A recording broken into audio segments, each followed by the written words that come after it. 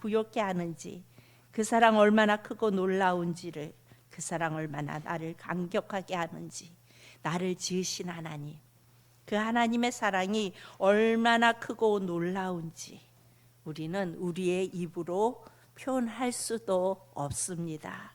여러분, 이 시간에 우리 이렇게 인사하시기 바랍니다. 주님이 나와 함께 계셔서 행복합니다. 아멘. 주님이 나와 함께 계셔서 행복합니다. 주님이 함께 계셔서 행복하시지요? 물어보시기 바랍니다. 네, 정말이십니까? 아멘. 예, 주님이 나와 함께 계셔서 너무나 행복합니다. 요한계시록을 이렇게 묵상해 보면요, 요한계시록은 두려운 책이 아니고 읽을 때마다 우리에게 소망과 위로를 주는 말씀이구나, 이걸 이렇게 느낄 수 있었어요. 코로나 이 시간을 보내면서 저는 계속해서 요한계시록을 계속해서 몇 번을 이렇게 반복해서 보면서 그래, 이 책은 두려운 책이 아니고 우리에게 소망과 위로를 주는 책이구나 그런 것을 깨닫게 되었습니다. 모든 성경이 그렇지만 특별히 더 요한계시록은 예수님이 얼마나 위대하시고 우리 예수님이 얼마나 위대하시고 크신 분이신가를 우리에게 드러내 보여줍니다. 이 말씀이 함께 나누는 저와 여러분에게 소망과 위로가 되고 또 예수님의 영광이 드러나는 그런 은혜가 있기를 소망합니다. 우리가 다 알듯이 이 요한계시록은 주후 90년대에 성경의 가장 마지막으로 쓰여진 책이 요한계시록입니다. 그런데 이때는 말할 수 없는 그야말로 핍박의 시대였어요. 로마의 네로 황제 이후로 그야말로 네로의 환생이라 불릴 정도로 극심하게 기독교인들을 무자비하게 박해했던 도미티안 황제가 다스리던 시대가 바로 이 요한계시록이 쓰여지는 그 시대였습니다. 대부분의 교회 지도자들 그리고 사도들은 다 순교를 당하였고, 그리고 이제 나이가 많이 든 이 요한사도도 반모섬에 유배되어서 갇혀 있는 그런 상태의 그때였습니다. 이런 어려운 상황에서 하나님께서 주신 성경이 바로 요한계시록입니다. 그렇다면 하나님께서 이 요한계시록을 통해서 가장 먼저 무슨 말씀을 성도들에게 하고 싶으셨을까요? 이렇게 어려운 이런 상황 속에서 하나님께서 말씀을 주시는데 무슨 말씀을 가장 먼저 주고 싶으셨을까요? 바로 위로입니다. 위로를 주고 싶으셨어요. 고난 중에 있는 교회, 그리고 무서운 박해 중에 있는 성도들을 향해서 내가 너와 함께 할게, 힘을 내 이렇게 위로해 주십니다. 우리가 5주에 걸쳐서 감정 다스리기란 그 주제로 은혜를 받고 있는데 엄청난 위로를 받게 됩니다. 여러분들도 그렇지요? 지난주에는 어떤 집사님께서 갑자기 오더니 끌어안으세요.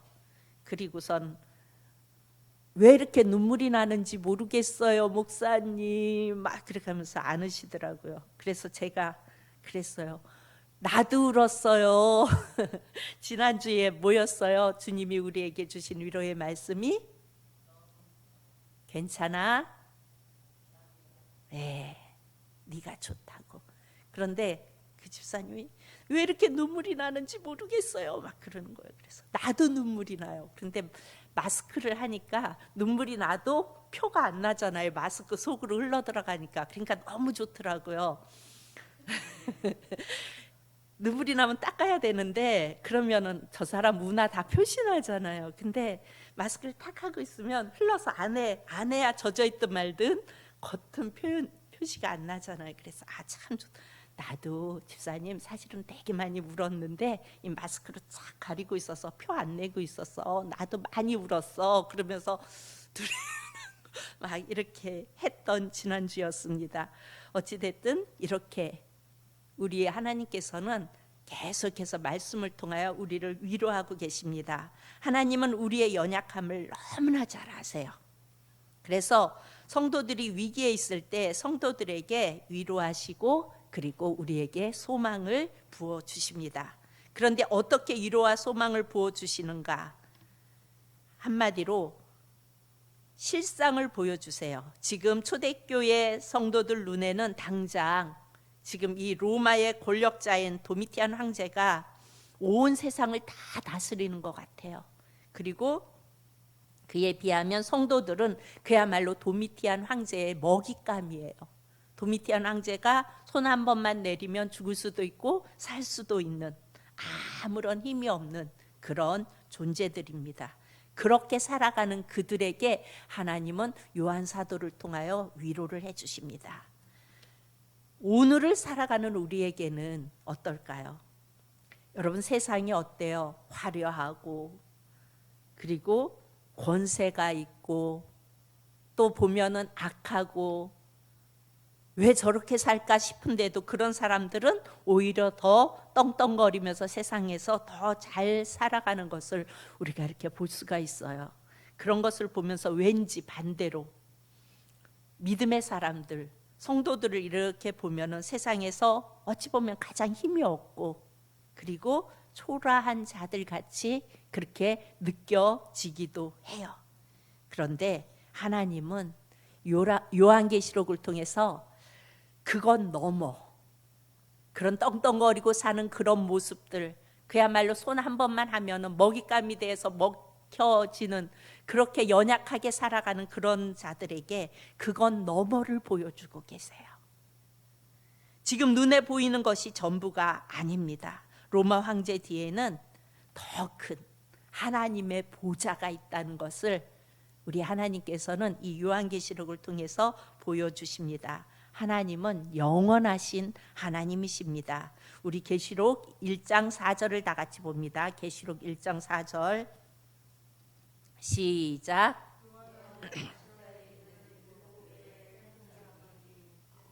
또 계시고 전에도 계셨고 장차 오실 이시며 그의 보좌 앞에 있는 7 영과 아멘.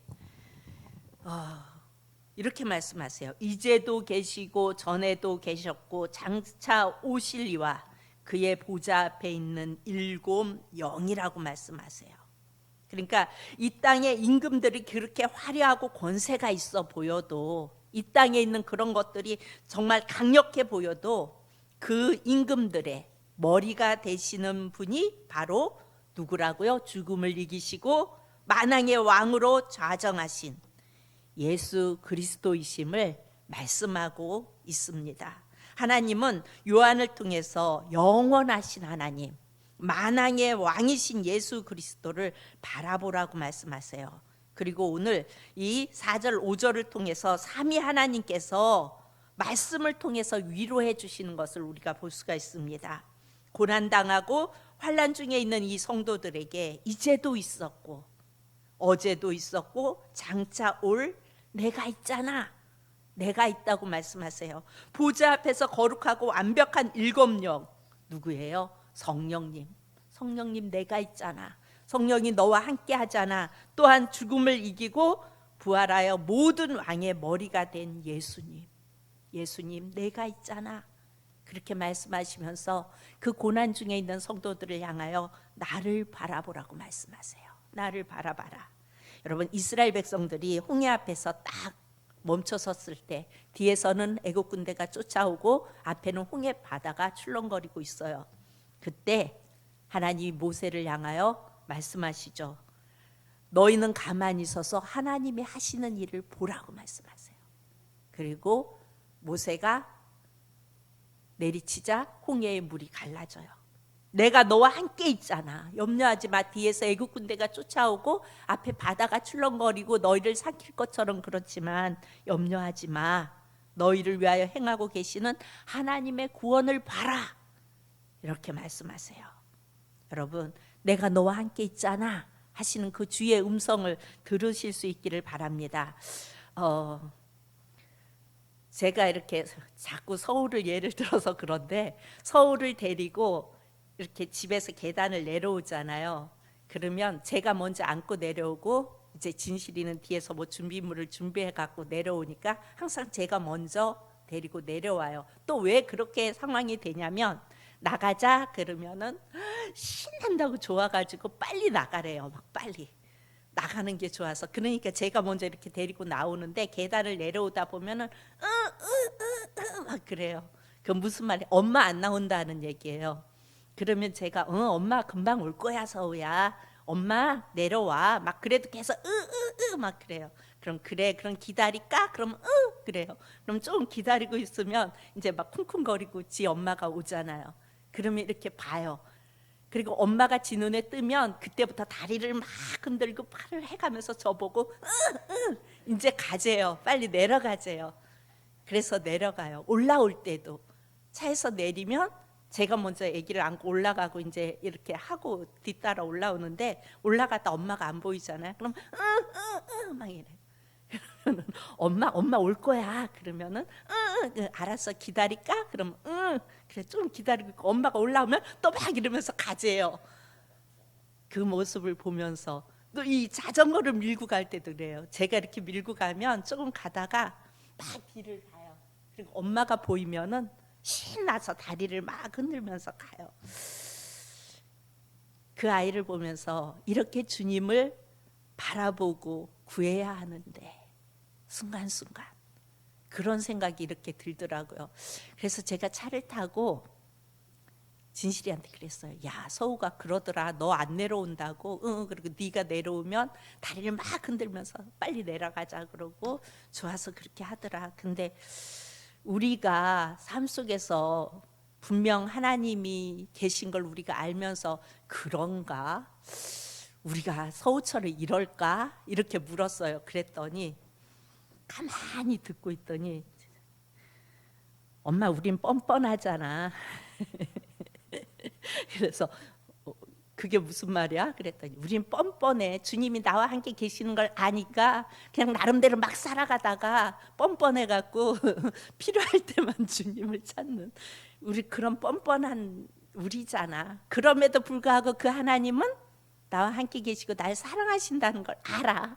그래서 너무 잘 알아서 뻔뻔해서 우리는 자주 못 그러는 거고 서우는 눈에 안 보이면 엄마가 없을 것 같아서 그러는 거고 그 차이겠지? 그렇게 얘기를 하더라고요.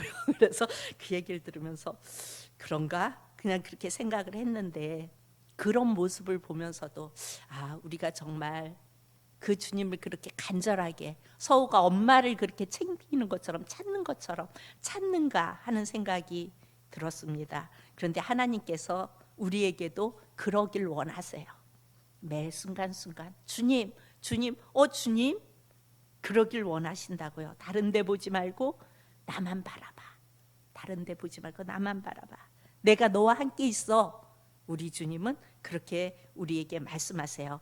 오늘 10절 이후로 보면 사도 요한은 주의 날의 환상을 봅니다. 우리 10절을 다 같이 봅니다. 10절 시작.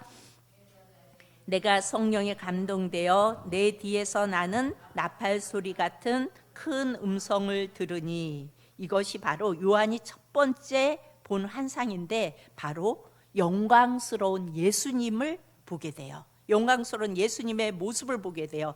13절에서 16절에 걸쳐서 예수님의 모습이 얼마나 영광스러운지 머리부터 발까지 자세하게 그려집니다. 우리 다 같이 봅니다. 13절 제가 먼저 봅니다. 촛대 사이에 인자 같은 이가 발에 끌리는 옷을 입고 가슴에 금띠를 띠고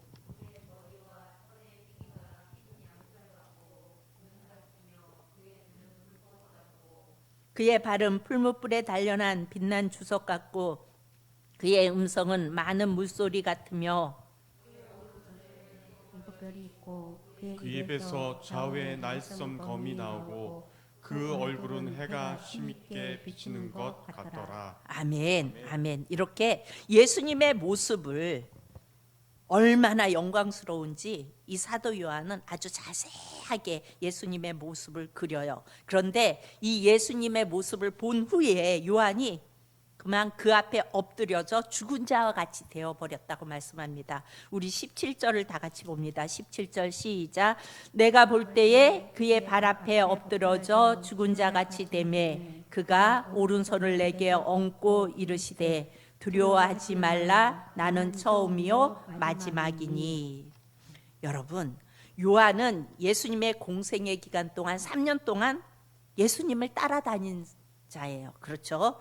따랐어요. 그런데 이 환상 중에 보이신 예수님은 그가 공생의 기간 동안 보았던 예수님과는 비교가 안 될 정도로 영광스러우셨어요. 그래서 그 영광 앞에 이 요한은 죽은 자와 같이 됐다고 말씀합니다.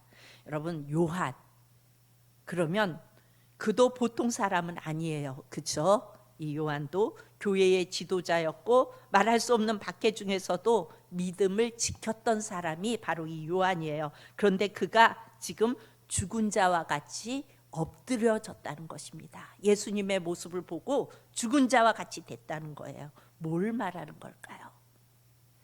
이것은 여러분, 요한이 얼마나 대단해요. 그렇죠? 그런데 그 요한이 대단해 보이지만 예수님 앞에서는 이 요한조차도 한낱 죽은 죄인일 뿐이라는 것을 말씀하고 있는 거예요. 이것을 기억해야 합니다. 우리는 죄인 중에 괴수예요. 우리는 질그릇이에요. 보잘것없어요. 늘 실수하고요. 우리는 정말 온전치 못한 존재들이에요. 아무것도 아닙니다. 그런데 더 중요한 것이 있어요. 예수님이 그런 요한에게 손을 얹고 말씀해 주셨다는 거예요. 죄인인 우리를 향하여 아무것도 아닌 그래서 그 영광 앞에 죽은 자 같이 된 그 요한에게 손을 얹고 말씀해 주셨다는 것입니다. 우리 17절을 보니까 끝절에 보면 이렇게 두려워하지 말라 그가 오른손을 내게 얹고 이르시되 두려워하지 말라 나는 처음이요 마지막이니. 그리고 18절에 곧 살아있는 자라 말씀하세요.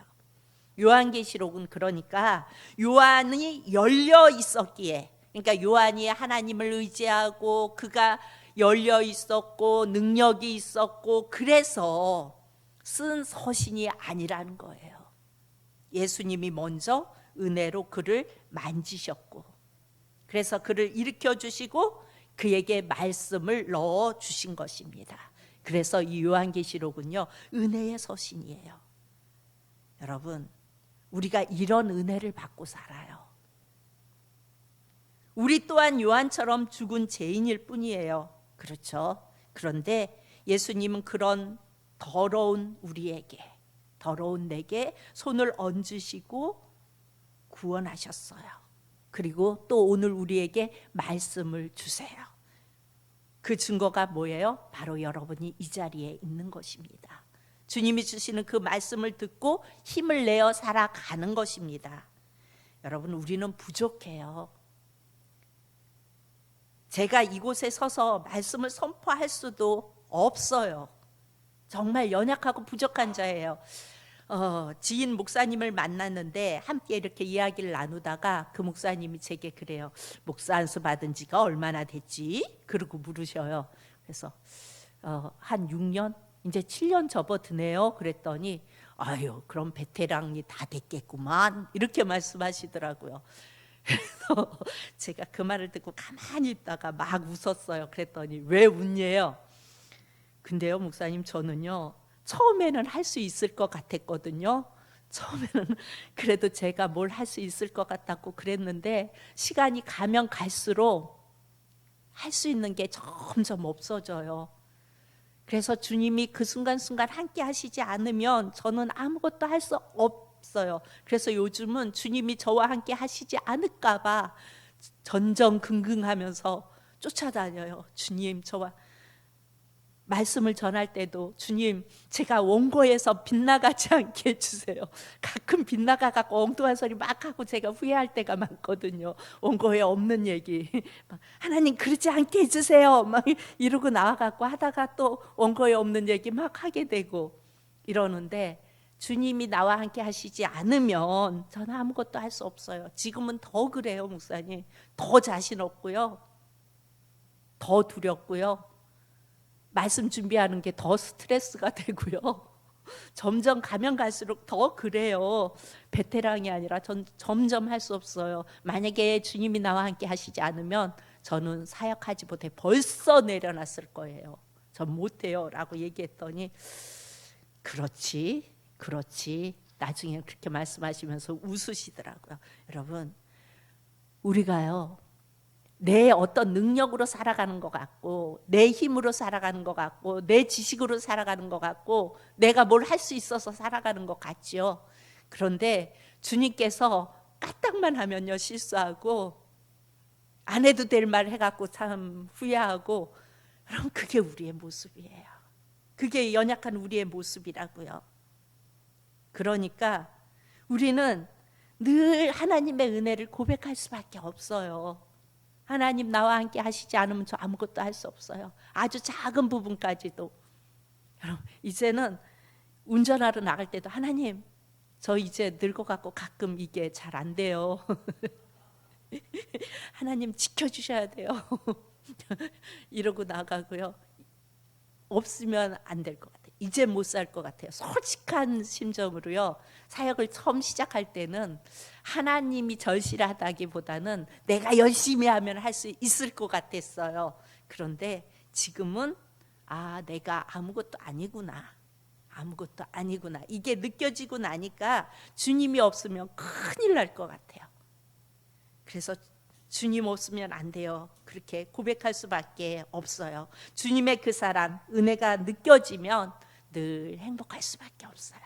오늘도 우리가 준비 찬양을 하면서 고백하면서 마음이 막 울컥울컥하더라고요. 하나님 날 지으신 하나님, 그 하나님이 없었더라면 어찌할까. 우리 김기열 집사님 계속 힘드셨다고 고백하시는데 그럴 수 있어요. 인생이 그럴 수 있어요.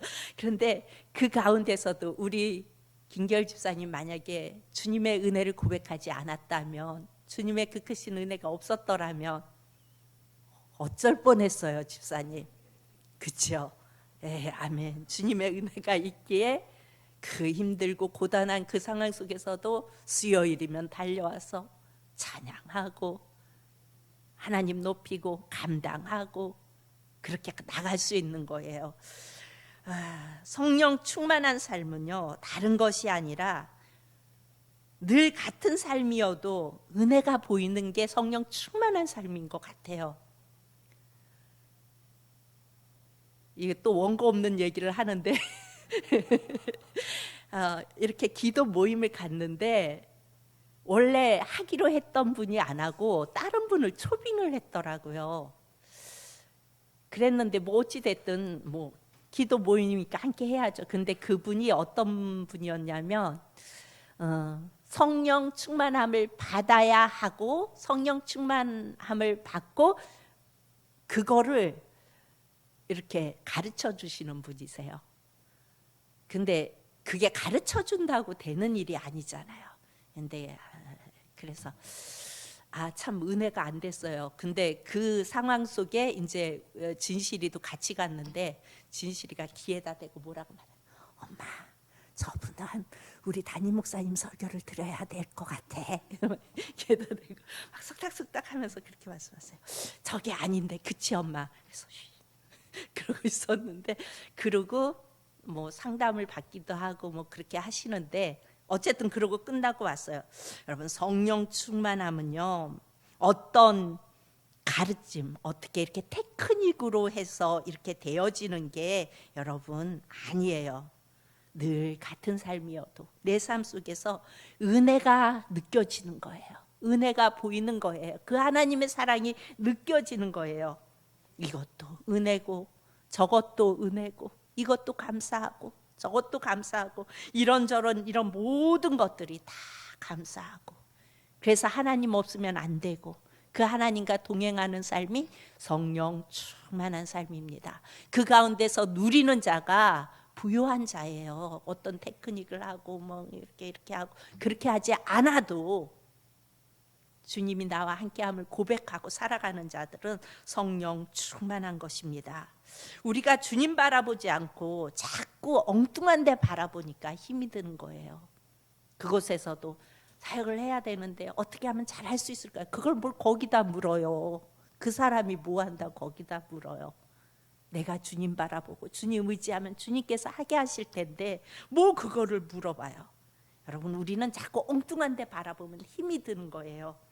내가 너와 함께 할게 이렇게 하시는 주님을 바라보는 눈이 여러분 열릴 수 있기를 바랍니다. 그래서 여러분의 삶이 늘 은혜이고 늘 감사이고 이렇게 늘 은혜와 감사가 넘칠 수 있기를 바랍니다. 위로하시는 하나님께서 우리에게 뭐라고 말씀하세요? 우리 한번 5가지죠. 주님의 말씀만, 주님의 그 음성만 우리가 한번 읊어봅니다. 첫 번째 시작. 강하고 담대하라. 또 내가 너와 함께 할게. 또 뭘 다스리래요? 마음을 다스려야죠. 또 뭐래요? 일어나 힘을 내. 그리고 괜찮아. 네가 좋아. 여러분, 이게 왜 울었을까요? 저도 괜찮아, 네가 좋아 그러는데 갑자기 눈물이 막 쏟아지더라고요. 지난주에. 내가 뭐라고, 내가 날 봐도 정말 연약하고 부족하고 정말 어디에다 놔도 쓸모없는 그런 것 같은데 그런 나를 향하여 주님이 네가 좋아, 난 네가 좋다 이렇게 말씀하시는 그 주님의 음성이 또렷이 들려오는데 어떻게 눈물이 안 나요? 그래서 저도 눈물이 막 났는데 그래도 눈물 안 난 척 마스크 안으로 다 흘리고 그러고 나왔는데 한 집사님, 목사님 그래가면서 안 와요. 왜 그랬더니 나는 왜 이렇게 눈물이 나나 몰라요. 막 눈물이 나죠. 여러분, 눈물 나죠. 나 같은 것을 좋다고 하시는데 여러분, 눈물 안 나세요? 말씀 하나하나를 잠자기 전에 여러분은 그러세요? 전 잠자기 전에 이 5개를 이렇게 하면서 제가 읊어요. 그리고 주님 감사해요, 사랑해요, 그러고 자요. 그럼 너무 행복해요. 여러분들도 한번 해보세요. 주님의 음성이 나를 위로하시고 나와 함께 하시고 내게 힘이 되어 주십니다. 우리 사랑하는 성도님들 모두가 하나님의 말씀이 주의 음성으로 들려서 여러분에게 힘이 되어질 수 있기를 축복합니다. 기도합니다. 참 좋으신 아버지 하나님, 은혜를 감사합니다.